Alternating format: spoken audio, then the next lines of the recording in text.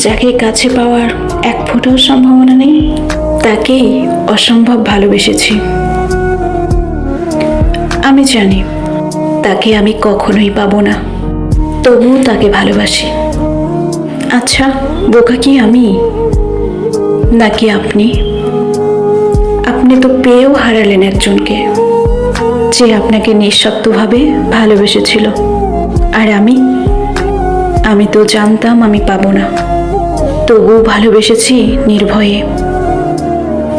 কে বোকা সেই হিসেব না হয় বাদই দিলাম, কিন্তু জানেন আমি কেন আজও ভালোবাসি আপনাকে?